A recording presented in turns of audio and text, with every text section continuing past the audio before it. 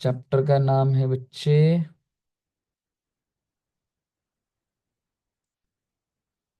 Accounts and records.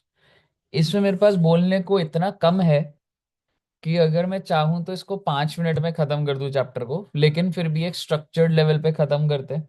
थोड़ा थोड़ा read करेंगे, थोड़ा थोड़ा देखेंगे क्या चीज है। ठीक है, तो आप एक बार साथ में लिख सकते हैं, but it is like book reading हमें चाहिए होगी। और नोट्स मैंने ग्रुप पे डाले हुए हैं, सिर्फ वो भी सफिशिएंट है, बट फर्स्ट लेवल पे तो मैं आपको एक करवाऊंगा।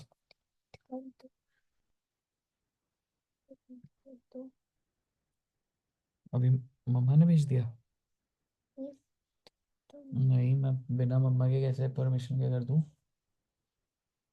नहीं, नहीं, नहीं, मैं ऐसे कैसे कर दूं? नहीं, मम्मा मेरे को बोलेंगी फिर। नहीं, मैं नहीं करूंगा। एक मिनट रुक।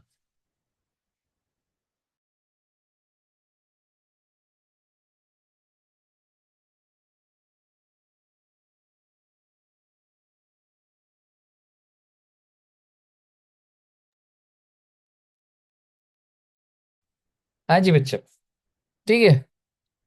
तो accounts and records, okay. Sir इसमें कितने सेक्शंस हैं? दो सेक्शन है बच्चे, सेक्शन 35 एंड 36। 35 ना बहुत सारी बातें करता है कि where records are to be maintained. ठीक है, बेसिक रिकॉर्ड्स की बात करता है। आप ऐसे लिख सकते हैं, मैं आपको कहीं ना कहीं समराइज्ड वे में बता रहा हूं, और फिर एकदम से बुक पे ले जाऊंगा और हम उसको रीड कर लेंगे। ठीक है बच्चे, बेसिक रिकॉर्ड्स या जो भी अकाउंट्स आपने मेंटेन करने हैं।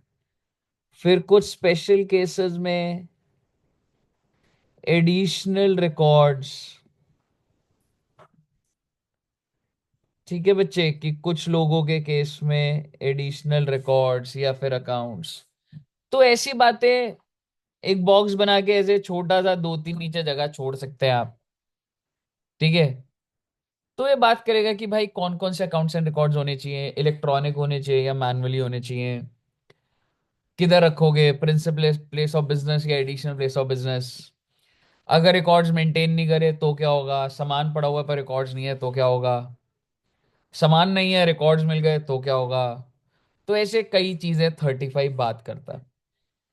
मैं 36 हाथ के हाथ खत्म करा रहा हूं। आप मुझे बताइए, जीएसटी के हिसाब से, आप जीएसटी पढ़ रहे हैं, इनवॉइस और इनको संभालना होता होगा या नहीं? हम्म, सारा कितना सेल करा, कितना परचेज करा, कितने इनपुट्स का आईजीएसटी सीजीएसटी है, ये सारे रिकॉर्ड्स कहीं ना कहीं होते होंगे। रिटर्न में तो हम भरते ही हैं, पर डॉक्यूमेंटेड भी होते हैं, अकाउंटिंग ये सब होता होगा या नहीं होता होगा अकाउंट्स एंड रिकॉर्ड्स में? क्या कह रहे हो बच्चों? बताइए। होता होगा सर कहीं। तो बेसिकली 36 कहता है time limit up to which accounts and records are to be maintain. मतलब सर कितने टाइम तक मुझे इसको संभाल के रखना है। बनाना क्या क्या है वो अलग बात है, मैं आपसे क्या बात कर रहा हूं, अप टू विच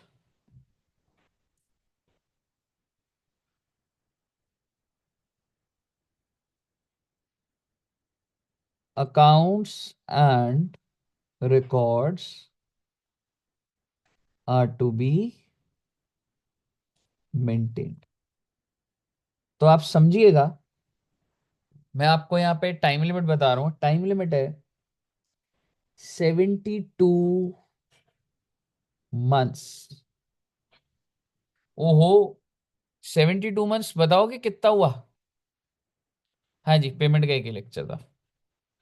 ठीक है, इनवॉइस का भी देखेंगे मैडम, इनवॉइस का भी एक लेक्चर मेरा पेंडिंग ही चल रहा, भी देख लेंगे अभी, ठीक है। 72 months फ्रॉम दी 6 साल।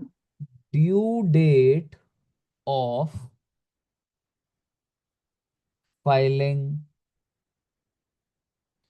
Annual return. Oh my god, क्या आप मुझे ड्यू डेट बता सकते हैं बच्चे?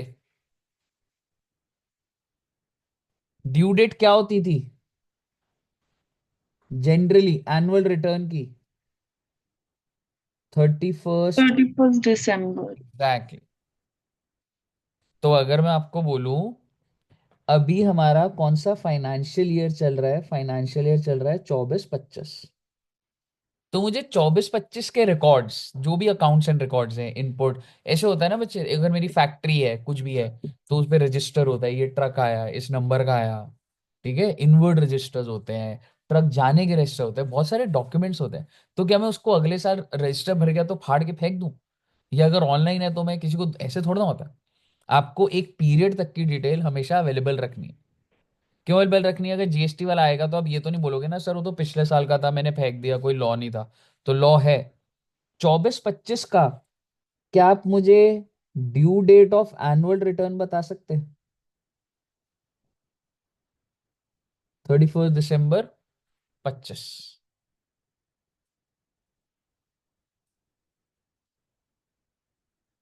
लास्ट में क्या तक हुआ था मतलब? ठीक है। हुआ था, मैं पूछ रहा हूँ। क्या है? जो पेमेंट वाला हुआ था हमारा चैप्टर, पेमेंट में एक पेज छोड़ दे, वो जो सेक्शन 50 है वो वाला कराना है मैंने। वो कहाँ? कहाँ तक हुआ था? सारा हो गया था, सेक्शन 50 अलग से मॉड्यूल में दिखेगा, वो सर नहीं करना। 49 सब सेक्शन 3 तक ही हुआ सारे था हो गए, लास्ट या? 49 वाला सब हो गया था, सिर्फ 50 इंटरेस्ट बचा हुआ है, जो हेडिंग इंटरेस्ट वाली थी बस। समझ रहे? तो बेसिकली ड्यू डेट क्या है बच्चे? 31/12। जी। और क्या आप मुझे बता सकते हैं कितने टाइम पीरियड तक मुझे मेंटेन करना पड़ेगा? 6 साल अगर अब मैं जोड़ूंगा, तो 31 दिसंबर, 72 महीना, 26, 27, 28, 29, 30, 31। इस टाइम तक accounts and records of 24-25 are to be maintained. इसके ऊपर बेटा आपका बन सकता है question.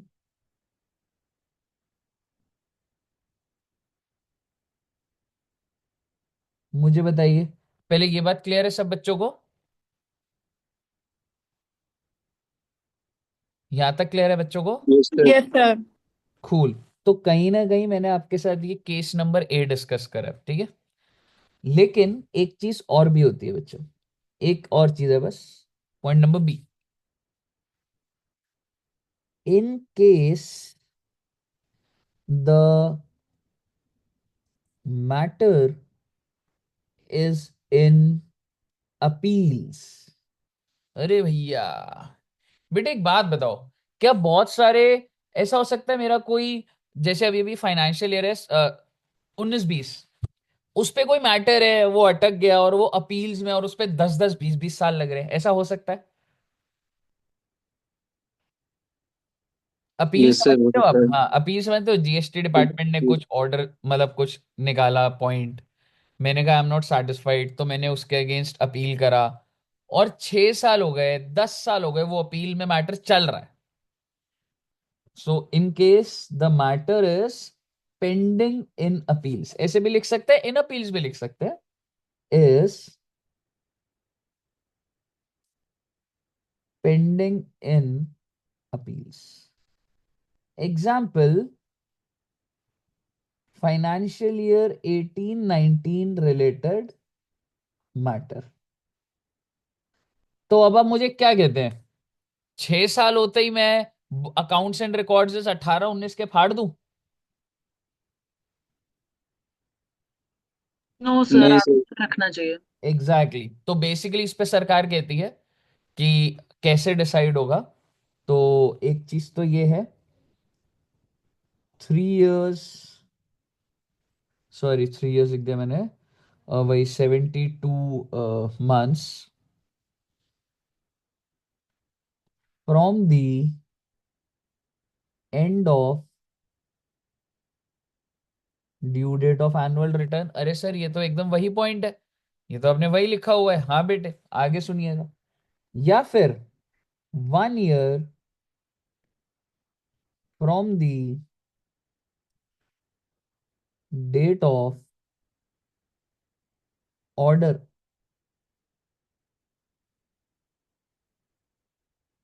1 year from the date of order ही लिख देता हूँ, कोई ऐसा कोई साइंटिफिक वर्ड नहीं है।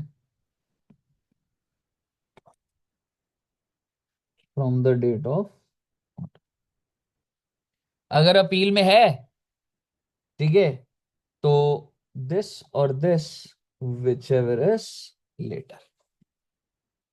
तो आप मुझे बताइए, 18-19 का मैटर है, ठीक है, और इसका ऑर्डर कब आया मैं बताता हूं। 10/6/28 को। लो जी लो, भाई साहब ये मैटर कौन से साल का था? 18-19 का। और इसका ऑर्डर कब आया बेटा? 10/6/28। क्या आप मुझे बता सकते हैं? तो दोनों लिमिट्स जो हैं, 72 months कब तक आ रही है पहले तो? 31 दिसंबर 18-19 की एनुअल रिटर्न जाएगी। 18। 31 दिसंबर 19 को। तो 20, 21, 22, 23, 24, 25। डेट बताइए। 31 दिसंबर 25 क्लियर है? पहले ये वाली डेट क्लियर है?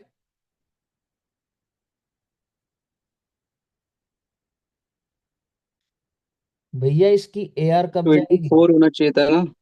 अच्छा देखते हैं एक बार। 31 दिसंबर, 2018। नहीं नहीं 18 क्यों भाई? 18-19 की एनुअल रिटर्न तो 31-19 को जाएगी ना। तो 20, 21, 22, 23, 24, हाँ।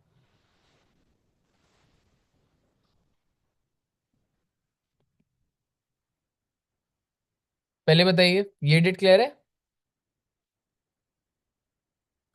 और ऑर्डर से 1 साल, तो 10/6/29, विच एवर इज लेटर। तो आपको इससे रिलेटेड आपको जो भी लेटर है वो बनानी पड़ेंगी। मुझे बताइए सेक्शन 36 सारा का सारा कंप्लीट हुआ क्या? सभी बच्चों को क्लियर है?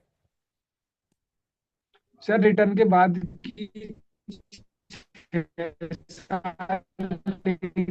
वॉइस ब्रेक हो लेनी रही है ना। तो, वॉइस ब्रेक हो रही है, आवाज नहीं आई। सर रिटर्न के बाद की 6 साल लेनी। हाँ। हम्म। तो फिर हमने 19 को तो भरी है रिटर्न। मेरे इधर ही ब्रेक हो रही है, बाकी बच्चों को आवाज आ रही है गुना की आवाज? लेने ना। सर सर 25 सबके ही हेड होगा की फिर वो। आवाज आ रही है। लाग हो रहा है ना? सर मैं बोल रहा हूँ सर हम्म। मैं बोल रहा हूँ कि 31/12/24 को तो हमने भरी है रिटर्न। मतलब 31/12/19 को तो रिटर्न हमने फाइल करी है, तो उसके बाद 6 साल लेने हैं ना। हाँ उसके बाद ही लिए 6 साल। तो सर 19 के बाद के 6 साल जो हैं। ओहो 6 साल लेने थे यार, सॉरी यार। 19 के बाद की तो फिर पांच। वो 25 ही होगा। सॉरी सॉरी सॉरी, ठीक है 25 हो जाएगा, सॉरी। है ना, 6 साल लेने थे ना, सॉरी। 25 साल, मैं पता नहीं 5 क्यों ले। ठीक सर। ठीक है जी।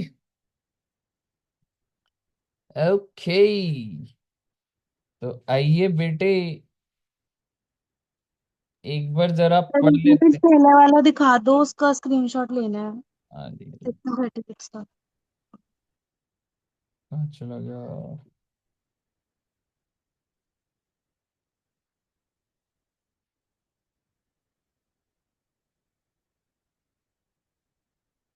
हो ठीक है जी। गया। यस। चलिए, अब एक बार जरा आइए, हम जो देख रहे हैं, और बड़ी ही थ्योरेटिकल और वो बातें हैं, पर देखेंगे कोई ऐसी दिक्कत वाली बात नहीं है।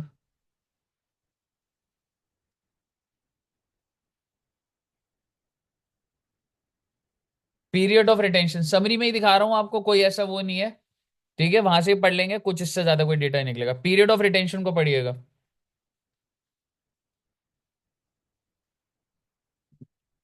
पढ़ लिया ये?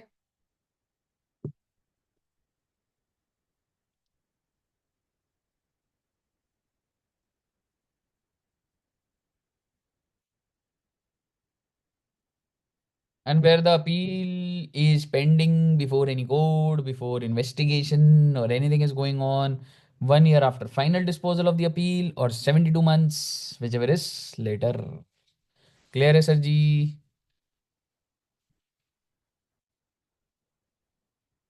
All clear till here? ये बोलो रे। Yes sir. Yes sir. चलिए, यस। अब मैं आपके पास आ रहा हूँ सेक्शन 35। स्पीड में बोलूंगा बेटा, फटाफट 20 मिनट बोलेंगे, काम खत्म करेंगे। Person required to maintain books of accounts. अरे person required to maintain books of accounts, अब अपना पहले बातें समझ लीजिए, एक कॉमन सेंस डेवलप कर लीजिए, देन मैं आपको रीडिंग के लिए दे दूंगा। अरे भाई, किसको बुक्स ऑफ अकाउंट्स बनानी है भाई? अरे भाई, बनाएगा तो वो जो रजिस्टर्ड होगा। बेटे, जो रजिस्टर्ड होगा वो भी बनाएगा, और अगर बाय चांस आप अनरजिस्टर्ड है, उसको बनानी पड़ेगी। क्यों बनानी पड़ेगी सर? जब मैं रजिस्टर्ड हूं, जब मैं जीएसटी में करूंगा तो ही बनाऊंगा। तो पहली चीज तो समझिए, अगर आपका टर्नओवर बढ़ चुका है और आप नहीं करा रहे, तो भी आपकी जिम्मेवारी तो बनती है। हाँ सर, बनती है। लेकिन मैं इसके अलावा ये बात भी कर रहा हूं, जो भी ट्रांसपोर्टर होते हैं, जो ट्रक चलाएंगे, उनको रिकॉर्ड्स मेंटेन करना पड़ेगा, even if that transporter is unregistered. जो भी वेयर हाउस कीपर होते हैं, वेयर हाउस है बेटे, बड़े बड़े गोडाउन है, मेरा गोडाउन है, सामान अंदर मेरा नहीं है। मैं कह रहा हूं, अरे मैं क्यों जीएसटी के रिकॉर्ड बनाऊं? बनाने पड़ेंगे आपको। आपको सामान चाहे किसी और का है, तुम्हारे गोडाउन में क्या पड़ा हुआ है तेरे को पता होना चाहिए। तुम ये नहीं कह सकते रखा हुआ अंदर बस। Even if you are unregistered, कहने का मतलब है warehouse operators, warehouse owners, transporters, तुमको रिकॉर्ड्स मेंटेन करने पड़ेंगे। कंसाइनर का नाम, कहां सामान ले जा रहा है, किसका सामान ले जा रहा है, क्या सामान है, सारे रिकॉर्ड होने चाहिए तेरे पास। तो ऐसा मत सोचिए कि सिर्फ रजिस्टर्ड को बनाने हैं, अनरजिस्टर्ड को भी बनाने पड़ेंगे, पहली चीज। ठीक है सर? बनाने कैसे है मतलब? इलेक्ट्रॉनिकली या मैनुअली, जैसे मर्जी। इलेक्ट्रॉनिक रिकॉर्ड्स भी रख सकते हैं कंप्यूटर में, सारी एक्सेल शीट पर है, ये आया ये गया सामान। या फिर आप मैनुअली रजिस्टर, स्टोर वाले को बोला है भाई रख अपना। ठीक है? तो चाहे मैनुअली हो चाहे ऑनलाइन हो, ऑनलाइन के अंदर दो चार बातें आएंगी। अगर आप इलेक्ट्रॉनिकली बना रहे हैं, तो आपकी जिम्मेवारी बनती है कि अगर कोई जीएसटी वाला है, तो आप उसको पासवर्ड देंगे, पहली बात। अगर आप इलेक्ट्रॉनिकली बना रहे हैं, तो आपकी जिम्मेवारी बनती है, अगर कुछ हैक वैक हो गया, तो आप प्रॉपर बैकअप उसका रखेंगे। आप ऐसे नहीं बोलेंगे कि अरे 6 साल हो गए, आई मीन 3 साल हो गए, और आपने बोला सर मेरा डेटा उड़ गया। Sir, it is your responsibility to maintain proper backup of the accounts. अगर आप इलेक्ट्रॉनिक कुछ बना रहे हैं, तो आपका उसमें कुछ होना चाहिए सिस्टम, जिससे वो डिजिटल सिग्नेचर हो कि ही वो रिकॉर्ड्स को कोई चेंज कर सके। ऐसे नहीं कोई भी आया गया, कोई भी आया, रिकॉर्ड्स को अपडेट कर दिए, अकाउंट्स अपडेट कर दिए आपके। अगर आप इलेक्ट्रॉनिक बना रहे हैं, तो आप कोई भी चीज को ऐसे डिलीट नहीं करेंगे। अगर डिलीट करेंगे तो लॉग बुक में एंटर होगा कि this entry was deleted, this account was deleted. आपको उसका ट्रेल रखना पड़ेगा, ये नहीं डिलीट कर दिया गायब। तो बेसिकली आप ये चीजें नहीं कर सकते। अब मैं मैनुअली रिकॉर्ड पर आ रहा हूं, मैं मैनुअली बना रहा हूं और मेरे को लगा अरे गलत है, काट दिया, काटा पीटी कर दी, जैसे हम रजिस्टर में करते हैं। आप नहीं करेंगे। अगर आपको कोई चीज ऐसे काटनी है, तो प्रॉपर ऑथराइजेशन लेकर आइए, उस अकाउंट को काटिए। ये सारी थ्योरेटिकल बातें लिखी हुई। ठीक है जी? तो बेसिकली इस तरीके से सरकार कंट्रोल लगा रही है, पहले तो। दूसरी बात, सर रिकॉर्ड्स मेंटेन करने हैं, मान लो अगर एडू जंक्शन है, हाँ करने, आपके हिसाब से क्या मुझे सिर्फ प्रिंसिपल प्लेस ऑफ बिजनेस की डिटेल रिकॉर्ड करनी पड़ेंगी, या एडिशनल प्लेस ऑफ बिजनेस की भी अकाउंट्स एंड रिकॉर्ड मेंटेन करने पड़ेंगे? सबके करने पड़ेंगे। ऑब्वियसली सबके करने पड़ेंगे। तो मैं इस रिकॉर्ड्स को कहां रखूंगा? Principal place of business. ठीक है जी? तो basically where your record should be maintained, it should be maintained at principal place of business. Sir additional place of business में रख सकते हैं? हाँ जी रख सकते हैं, दोनों बातें लिखी हुई हैं। लेकिन अगर अभी मैं एडू जंक्शन का बोलूं, एक ही ऑफिस है, तो हमारे रिकॉर्ड्स किधर होने चाहिए? मेरे घर पर हो सकते हैं? नहीं हो सकते। सिर्फ और सिर्फ कहां होने चाहिए? Principal office. Principal place of business. तो आइए, तो इस तरीके से आपको दिखेगा। ठीक है, ये वाला पैराग्राफ रीड कर सकते हैं बच्चे। ठीक है, इसमें कोई ऐसा कोई मेरे को वो नहीं कराना। ये एकदम जनरल बातें लिखी हुई हैं। ठीक है, ये एजेंट वेजेंट ये कुछ नहीं करना है, ये हर उसमें जो डेफिनेशन आती है मैं मेरे को यहाँ से भी इधर से भी पढ़ा दूंगा तो हो जाएगा मेरा। ये रहा। चलिए, अब आपको स्क्रीन में दिख रहा होगा, who is required to maintain books of accounts and at which place. Please इसको रीड कर लीजिए एक बार।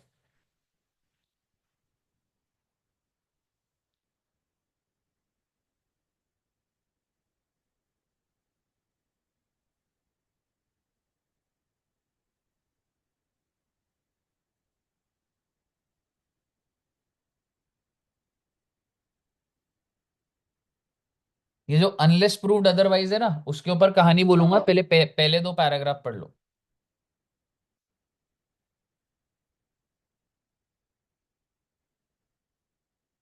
Where more than one place is specified in certificate, ये कैसे हो सकता है? कह सकता हूं एडिशनल प्लेस ऑफ बिजनेस अगर होगा तो होगा ना बच्चे।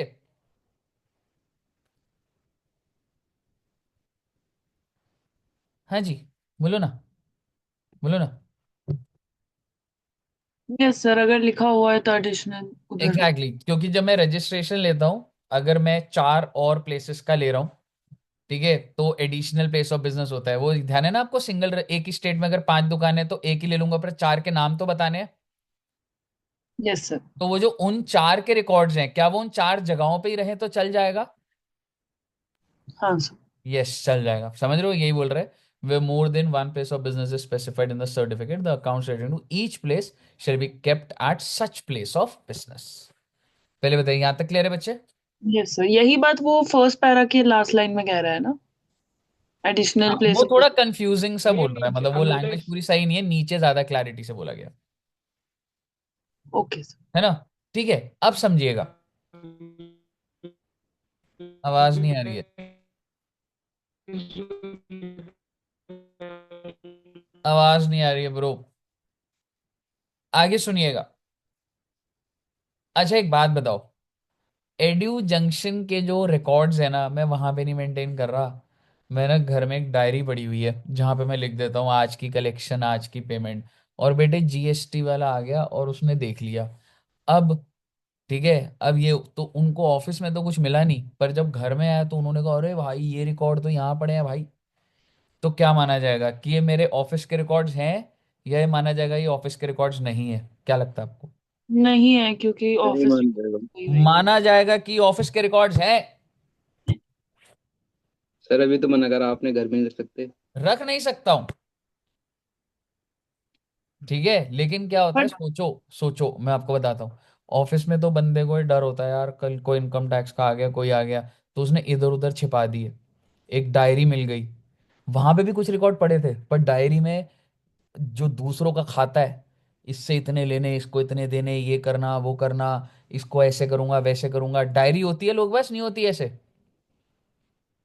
होती है। तो बेटे वो मान लिया जाएगा कि वो थारे बिजनेस के रिकॉर्ड्स हैं। अब तू इस बात को प्रूव कर कि वो तेरे बिजनेस के रिकॉर्ड नहीं है। जैसे सपोज करो मैंने नाया को कुछ बताया कि नाया मान लो मैंने आपको 5 लाख दिए, एडू जंक्शन ने 5 लाख दिए, आपने ये करा, ये सर्विस हुई वो हुई, ठीक है। तो वो कहेगा भाई साहब ये डायरी में है ना, चाहे तू बच्चे को समझा रहा था, ये तेरे बिजनेस के रिकॉर्ड है। अब इस बात को तू प्रूव कर कि ये तेरा बिजनेस का रिकॉर्ड नहीं है। हमको तो जो मिलेगा हम तो मान लेंगे एविडेंस। अब पढ़िएगा, अनलेस प्रूव्ड अदरवाइज।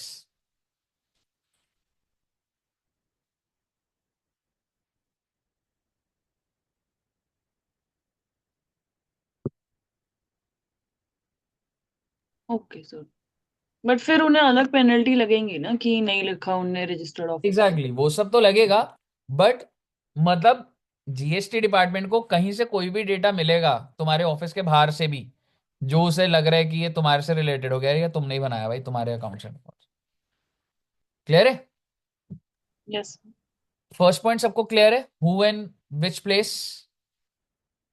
अगला समझिएगा, which accounts and records are required to maintain. बच्चे एक बेसिक बेसिक, क्या रिकॉर्ड करोगे, एक दुकानदार क्या रिकॉर्ड करेगा, ये बेसिक डिटेल्स हैं, ठीक है। मैंने लिखा था ना बेसिक डिटेल्स।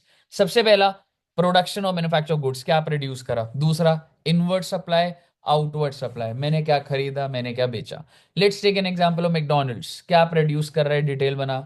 परचेज क्या कर रहा है, सेल क्या कर रहा है, तेरे पास गुड्स का स्टॉक कितना है, आईटीसी कितना अवेल करा है, आउटपुट टैक्स कितना पे करना है और कितना पे करा है, such other particulars as may be prescribe. Paper में आ सकता है what are the basic records to be maintained, तो उसके अंदर आपको ये 6 लिखने पड़ेंगे। मुझे बताइए, क्लियर है?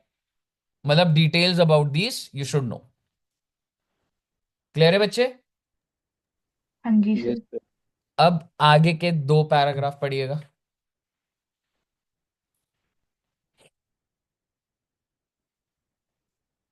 कमिश्नर हो सकता है कि बोले कि कुछ एडिशनल अकाउंट और डॉक्यूमेंट्स बनाने हैं as may be specified there in.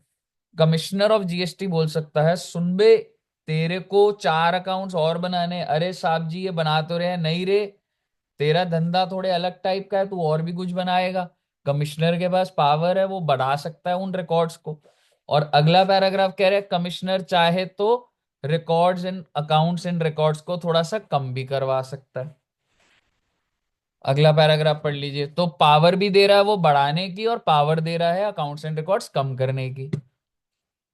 कोई दिक्कत? नहीं सर। चलिए आगे। तो अब मैं किसकी बात कर रहा हूं? बेसिक रिकॉर्ड्स मैंने बता दिया आपको, बेसिक अकाउंट्स एंड रिकॉर्ड्स। क्या लिखा हुआ है हेडिंग में? Additional records. Additional records. तो अगर आप एक रजिस्टर्ड पर्सन है, तो what additional records they are saying, goods और सर्विसेज इंपोर्टेड और एक्सपोर्टेड, इंपोर्ट और एक्सपोर्ट। बेटे पेपर में आ जाएगा, हाँ भाई क्या क्या एडिशनल रिकॉर्ड्स होते हैं रजिस्टर्ड पर्सन के, आपको पॉइंट्स याद करने हैं। गुड्स सर्विसेज, जो भी इंपोर्ट करा जो भी एक्सपोर्ट करा। अगला पॉइंट, आरसीएम से रिलेटेड डिटेल आप मेंटेन रखेंगे। आरसीएम से रिलेटेड डिटेल आप मेंटेन रखेंगे। Separate account of advance receive paid, किसी से एडवांस मिला उसकी डिटेल होनी चाहिए। Particulars of name and address from whom he has received the goods or services. Particulars, name and complete address to whom he has supplied the goods or services. Particulars of complete address of the premise where goods are stored by him. ओ sir ji, मेरी दुकान है चांदनी चौक में, पर मैं store करता हूं सामान कैनॉट प्लेस में, तो डिटेल दे कैनॉट प्लेस की भी। Where goods are stored by him, including goods stored during transit, रास्ते में है तो उसकी डिटेल बता। And however the tax, बस यहीं तक पढ़ना है पहले। आप मुझे बताइए, आपको पॉइंट्स क्लियर हो बेटे? याद करने के बेटे मैं क्या करूंगा इसके अंदर और मुझे बताइए, यहां तक क्लियर है? Yes sir. अगला यस सर। अगला केस स्टडी बन सकता है, सुनिएगा।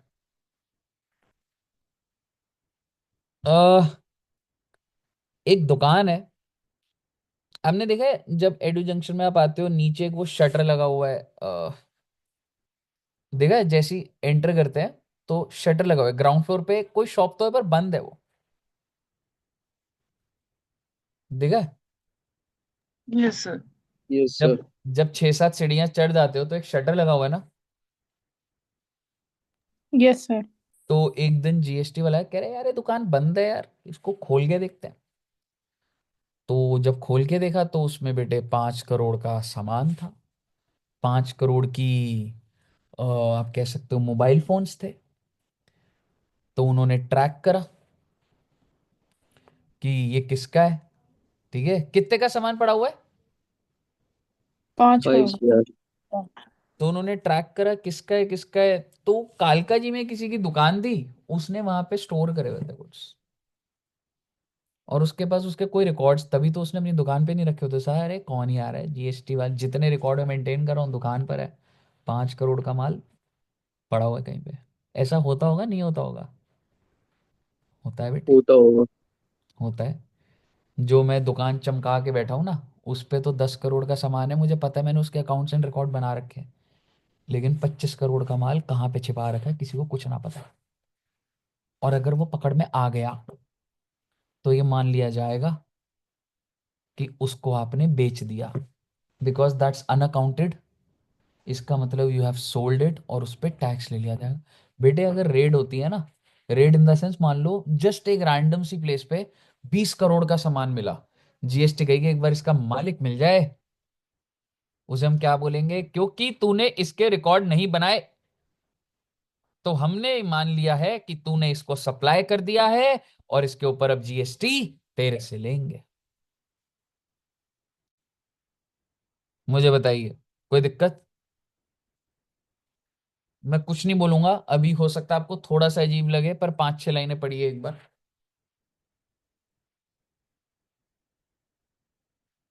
Whether taxable goods are stored at a place other than so declared without the cover of documents। एक खुफिया सी जगह पे 20 करोड़ का सामान पड़ा हुआ था। The PO shall determine the amount of tax payable on such goods as if such goods have been supplied by the registered person।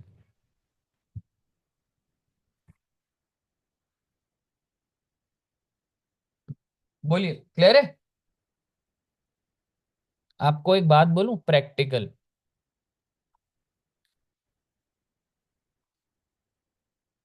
आप जब किसी शॉप पे जाते हो ना बेटे, आप जब किसी शॉप पे जाते हो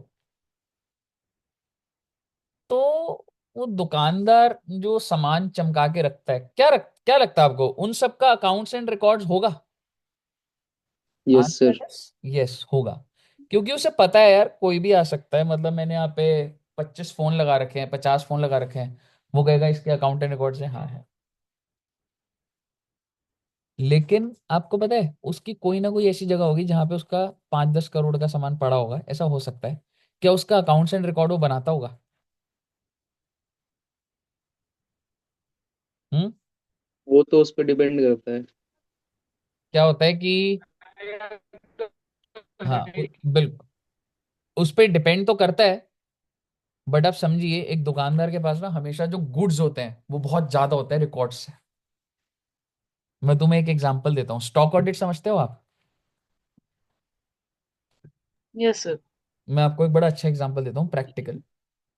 जब मैं स्टॉक ऑडिट पे गया था, मैं तो नया नया था तब, मैंने अपने वो जो सीनियर थे जो फाइनल में थे तब सीखा था। तो स्टॉक ऑडिट में क्या होता है, आप ना जैसे गोडाउन में गए, आपने बोला हाँ भाई इधर ला रिकॉर्ड्स लेकर आ, वो रिकॉर्ड लाता है, यहाँ पे ये पड़ा है, यहाँ पे ये पड़ा है, यहाँ पे ये पड़ा है, यहाँ पे ये पड़ा है। तो मैं चेक करता था, ये ये 500 मोबाइल पड़े हैं क्या यहाँ पे? आप समझिए पहले मैं इसको देखता था और मैं कहता था 500 मोबाइल पड़े हैं, कह रहा हाँ सर ये देखो ऊपर चढ़ चढ़ के ये देखो 500 मोबाइल का बॉक्स पड़ा है। मैंने कहा अच्छा, ये 20 मोबाइल 2 साल पुराने वाले पड़े हुए हैं, कह रहा हाँ सर ये देखो ये अलमारी खोली ये नंबर क्यूआर कोड लगा। तो मेरा सीनियर है, कह रहा तू गलत देख रहा है, जो इसने यहाँ लिखा है ना वो तो इस पे है ही है, तू इसको ये बोल ये कहाँ पड़ा हुआ है, क्योंकि उसका सामान ज्यादा है। हो सकता है कि तू वो चीज पकड़ ले कि यहाँ पे जो रखा हुआ है जो यहाँ में लिखा, जो इधर लिख रहा हूं ना मैं वो मुझे पता है तुम देखने आओगे। आप समझ रहे हो मैं क्या बोल रहा हूं? Yes sir. जिस चीज का मैं खुद लिख रहा हूं ना, हाँ भाई सामान आ गया, वो पक्का है वो इधर, ऑब्वियसली मुझे चेक तो करना पड़ेगा। बट आप समझिए जो यहाँ लिखा है ना उसे पता है कि भाई ये बाबूजी आएंगे, वो ये चेक करेंगे ऐसे करेंगे ना, ऐसे मत कर। हो सकता है इसमें सामान लिखा हो 1 करोड़ का और पड़ा हो 1.5 करोड़ का, क्योंकि उसे पता है वो तो ऐसे देखेगा। तो आपको रिवर्स भी देखना पड़ता है, ये वाला सामान बता है कि नहीं। और आप मुझे बताइए अगर उसने बोला ये वाला सामान का रिकॉर्ड है या नहीं है, अगर नहीं हुआ तो क्या वो अनअकाउंटेड गुड्स नहीं हो गए? यस सर, फिर से सेल मान लिया जाएगा ना। Exactly exactly। इसलिए अगर कोई जीएसटी की वैन जारी हो और एक जगह से वो 20 करोड़ का सामान निकाले, तो लाजमी बात है अगर वो छिपे हुए पड़े हैं उसका रिकॉर्ड नहीं है और उसका मालिक मिलते ही बोला जाएगा भाई तूने बेच दिया इसको, जीएसटी तेरे से लेंगे भाई। मुझे बताइए कोई दिक्कत बच्चे? कोई दिक्कत? नहीं सर। ठीक है बस बेटे फटाफट 5-10 मिनट में खत्म होने वाला है बस। ठीक है। A supplier is required to maintain following account regarding stock of goods and tax detail. ये बात मैं क्यों बोल रहा हूं आपको, बच्चों वाली बातें लिखी हुई है। सप्लायर को ये रिकॉर्ड्स मेंटेन करने हैं स्टॉक ऑफ गुड्स के लिए tax. However supplier who has opted for composition scheme, please इसको ध्यान रखिएगा, पेपर में आ सकता है कि स्टॉक ऑफ गुड्स से रिलेटेड हमको क्या बनाना होता है, लेकिन कॉम्पोजिशन के लिए नहीं बना। वो कौन से रिकॉर्ड्स है जो कॉम्पोजिशन वाले को नहीं बनाने होते? Supplier who has opted for composition is not required to maintain such records. क्या चीज है? प्लीज ये स्टॉक ऑफ गुड्स और इसको पढ़ लीजिए। वही बात लिखी हुई है, account of stock in respect of goods received and supplied by him, opening balance, receipt, supply, कितने लॉस्ट, कितने डिस्ट्रॉयड, कितने रिटर्न ऑफ। भाई स्टॉक की सारी डिटेल देना भाई, क्या क्या चल रहा है, फ्री सैंपल, बेचे क्या, वेस्टेज कितनी है, सारी चीजें होनी चाहिए। लेकिन क्या है, कॉम्पोजिशन वाले को बनाना है बेटा? नहीं सर। नहीं बनाना। और इसी से रिलेटेड जो भी टैक्स के इफेक्ट्स हैं जीएसटी के, account containing detail of tax payable, RCM, tax collected, ITC कितना है, क्लेम कितना करा है, टैक्स इनवॉइस दिखा दे, क्रेडिट नोट दिखा दे, डेबिट नोट दिखा दे। ठीक है, ये सारी चीजें दिखा दो भाई। मुझे बताइए, कोई दिक्कत? तो ये आपको अगर मैं समराइज करूं, ये एडिशनल रिकॉर्ड्स थे रजिस्टर्ड पर्सन के। इंपोर्ट एक्सपोर्ट, स्टॉक का बता दिया मैंने, आरसीएम की डिटेल, एडवांस, ये सारी चीजें। ठीक है बच्चे, अब फटाफट बस 5 मिनट में नोट होने वाला है, प्लीज हिम्मत रखिएगा। एजेंट, ओ भैया एजेंट, तेरे को एडिशनल रिकॉर्ड क्या बनाने हैं? दिखा एजेंसी का letter. Are you authorise to receive the goods? Are you authorise to sell the goods on behalf of other person? Show me the authorisation letter, that's it. Agent का पढ़ लीजिए और खत्म हो जाएगी बात।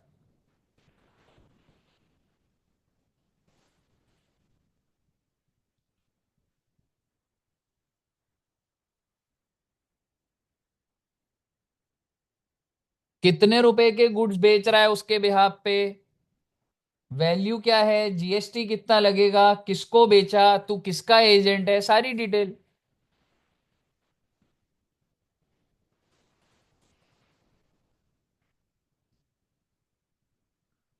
हो गया बच्चे?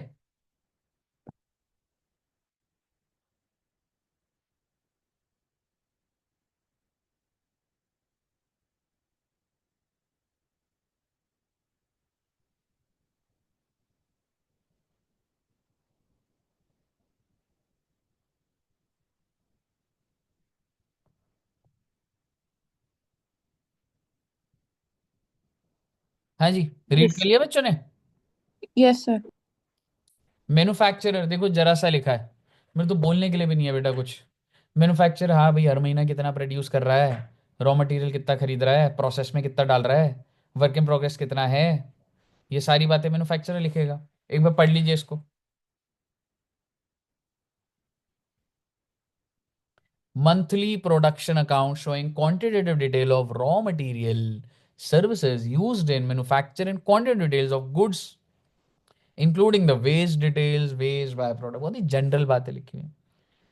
सर्विस प्रोवाइडर, सर्विस प्रोवाइडर को क्या बताना है? Every person supplying services has to additionally maintain account showing quantity detail of goods used in the provision of service, detail of input service utilized and services supplied। Clear है साहब? Clear है बच्चों को? Yes sir. Work contract, work contract क्या होता है बच्चे? वो डीएलएफ वाला, बिल्डर इमूवेबल प्रॉपर्टी से रिलेटेड, आईटीसी में पढ़ा था।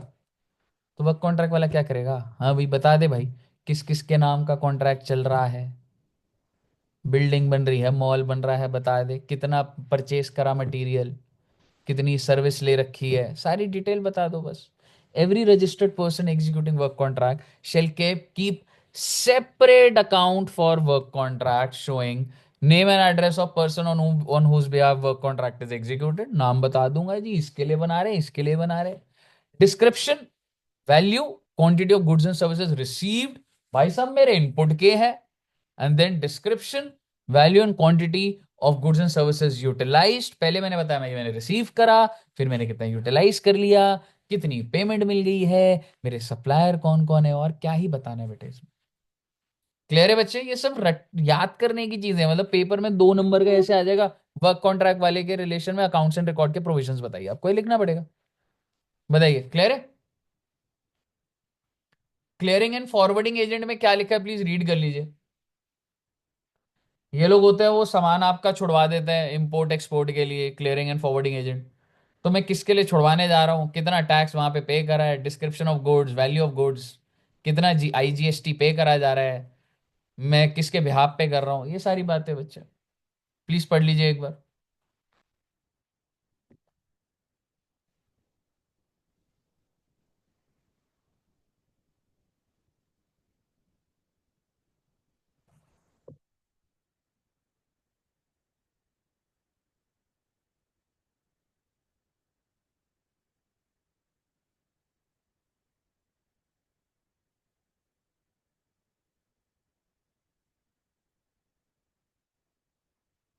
पढ़ लिया बच्चों?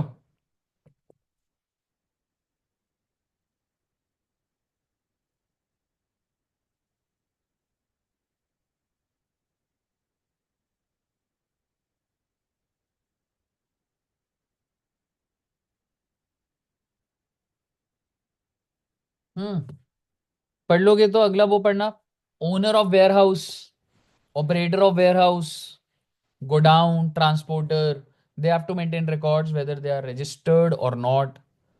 मैंडेटरी है। मैंडेटरी है जी। किसका सामान है, कहाँ जाना है, किस दिन जाएगा, सारी डिटेल, कितनी किलो के गुड्स हैं, वैल्यू ऑफ गुड्स, इसका इनवॉइस कहाँ है, कॉपी रखो, सारी बातें।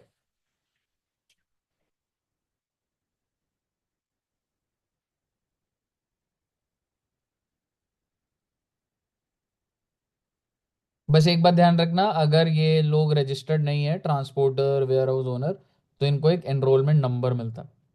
If such person are not registered, they shall obtain a unique enrollment number by applying electronically at the GST portal.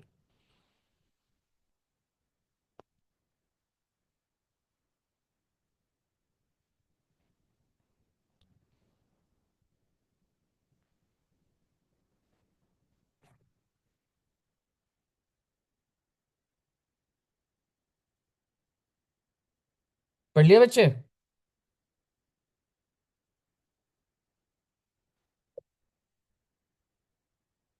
आगे बढ़ूं? खत्म हो गया बस?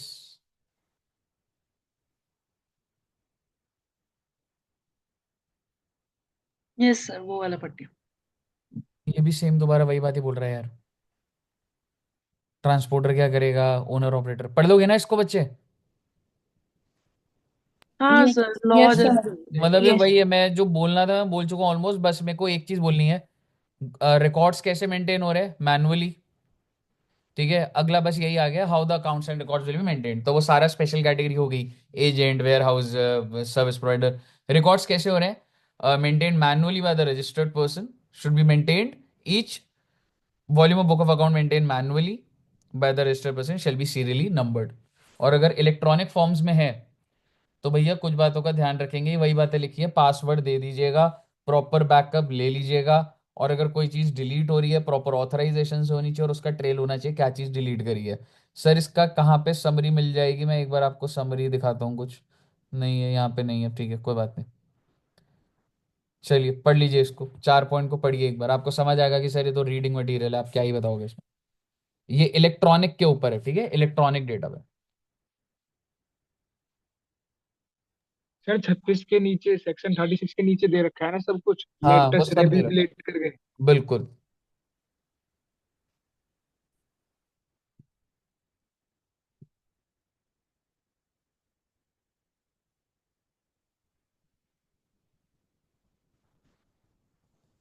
पहला पॉइंट यही है कि डिजिटल सिग्नेचर के थ्रू ही आपका मतलब होना चाहिए, ऐसे नहीं कोई भी आके एंट्री डाल रहा है, रिकॉर्ड्स अपडेट कर रहा है। दूसरा है, you should have proper backup of the records in the event of destruction due to accident और नेचुरल कैलामिटी। और maintaining shall on demand the relevant record duly authenticated by him. तो shall produce लिखा है, तो basically अगर GST office वाला मांगता है, you have to produce which is duly authenticated by him, उसका प्रिंट निकाल के वो करिए। Where the accounts are stored electronically, he shall on demand provide the detail of such files, passwords of such files, explanation for the codes used, access of which are required for access in the sample copy of print form. तो आपको देना पड़ेगा। No entry to be erased. Any entry in the register account shall not be erased, effaced or overwritten, कि वो बाद में पता ही ना लगे। All incorrect entries shall be scored out under attestation, and thereafter correct entry shall be recorded. Where the register and other documents are maintained electronically, a log of every entry, log मतलब उसका trail रख रहे हैं आप, every entry deleted, edited shall be maintained. Accounts maintained together with all the invoice, bill of supply, credit note, debit note, inward supply shall be preserved for a period as provided in section 36. और ये शुरू हो जाता है section 36. और last पढ़ लीजिएगा, what are the consequences of failure to maintain account. अरे भैया 5 करोड़ का माल पड़ा है, रिकॉर्ड नहीं बनाए तो मान लेंगे deemed supply bye the registered supplier. पढ़ लीजिए और इसको, और आपका चैप्टर सारा का सारा फिनिश हो गया है बेटे.